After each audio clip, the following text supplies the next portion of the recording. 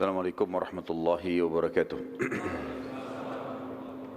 Alhamdulillah, tidak henti-hentinya selalu kita ucapkan kalimat suci, kalimat sempurna, kalimat mulia, dan kalimat yang penuh dengan berkah kepada Zat yang Maha Suci, Maha Sempurna, Maha Mulia, dan Maha Penuh Berkah. Allah, satu-satunya yang telah menciptakan semua yang di langit, semua yang di bumi, semua yang di kedalaman lautan, terjangkau atau tidak terjangkau oleh mata kita sebagai manusia. Sang pencipta Allah telah menggantungkan segala kebutuhan kita dengan kalimat mulia ini, maka sering-seringlah saudaraku mengucapkan kalimat Alhamdulillah. Dan juga kita panjatkan salam hormat kita, salam sejahtera, salam penghormatan kepada manusia terbaik, manusia yang telah membawa kepada kita hukum halal haramnya Allah, sehingga kita punya panduan hidup. Dan juga diperintahkan oleh Sang Pencipta Allah sebagai ibadah untuk menjadikannya sebagai suri tauladan. Dan mengucapkan salam hormat kepada manusia terbaik ini juga dijadikan ibadah bagi orang-orang beriman. Dan Allah bersama malaikatnya juga mengucapkan salam hormat ini. Maka sangat wajar kalau kita selalu membacakan salawat dan taslim kepada Nabi besar Muhammad sallallahu alaihi wasallam. Kita melanjutkan bahasan sirah saudara seiman, dan kita masih di hiruk-pikuk dan luar biasanya dan dahsyatnya perang Badar.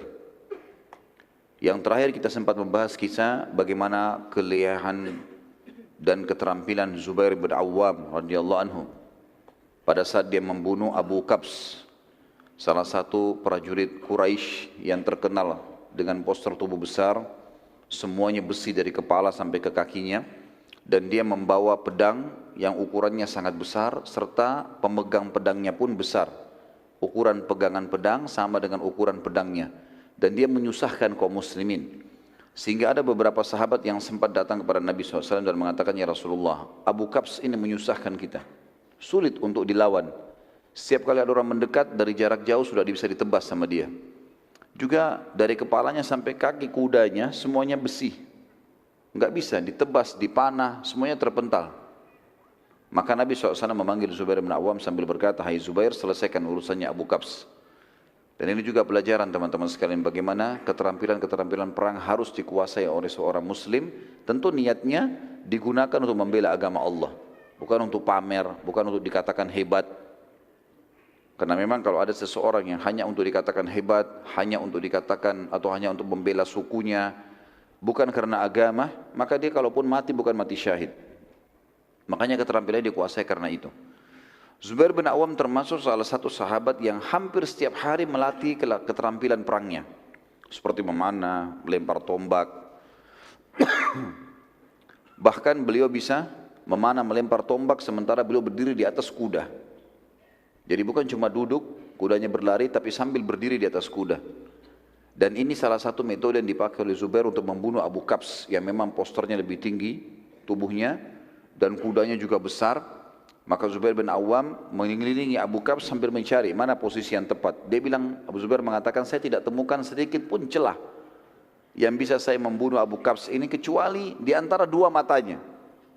Antara dua mata di situ rupanya bukan ditaruh besi, tapi ditaruh semacam kulit hewan. Ya, kalau kita sekarang mungkin sudah dipakai semacam karet, ya. Itu yang memisahkan, yang menyambung saja supaya antara dua matanya ada pemisahnya. Cuma celah itu. Maka Zubair bin Awwam mengatakan, saya pun berdiri di atas kuda, kemudian saya melempar tombak tepat di antara dua matanya itu, dan tembus sampai ke otaknya di belakang. Akhirnya terbunuhlah Abu Kabs ini.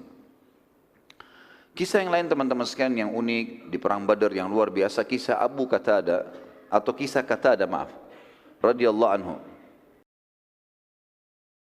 Qatada radhiyallahu anhu adalah seorang sahabat yang tampan, yang gagah, ya. Kemudian juga orang yang kebetulan setelah perang Badar, sebelum perang Badar dia sudah melamar seorang wanita dan akan menikah. Pada saat dia mau dia niat kalau berhasil lolos, misalnya tidak mati syahid, tentu mati syahid jadi target utamanya. Tapi kalau dia berhasil menerima Badar dan tidak mati syahid, dia akan menikah sama wanita ini. Di perang Badar lagi berkecamuk peperangan, Qatadah radhiyallahu anhu, ya, ini mendapatkan serangan satu anak panah yang kena ke bola matanya. Sampai membuat anak panah itu saking cepatnya dan kerasnya anak panah itu lemparannya, terlempar kemungkinan ini dari jarak sangat dekat, sampai membuat bola matanya, kelopak mata dan bola matanya kata ada rusak. Ya. Kena, rusak, berdarah, semua sobek, kemudian bola matanya keluar, tergantung. Tinggal ditahan dengan sedikit dari urat saraf ataupun kulitnya. Waktu melihat kejadian tersebut, otomatis kata ada duduk, kesakitan. Beberapa orang sahabat sempat melewati, kata ada sambil mengatakan, wahai saudaraku, sudah tidak ada gunanya sekarang matamu ini. Dan ini menghambatmu sekarang. Kamu tidak akan bisa memperoleh pahala perang, jihad, pahala mati syahid, hanya karena matamu ini. Kami potong saja, biar kamu bisa berperang. Dan ini juga pelajaran teman-teman, bagaimana semangat para sahabat. Bukannya kena matanya tepatnya rusak, disuruh pulang ke Madinah. Atau disuruh istirahat di kemah, dimotivasi untuk ikut lagi. Potong matamu, perang lagi. Maka kata ada, pintar di sini. Dia mengatakan, ajak saya, bawa saya ke Nabi SAW. Saya mau ketemu sama Nabi SAW.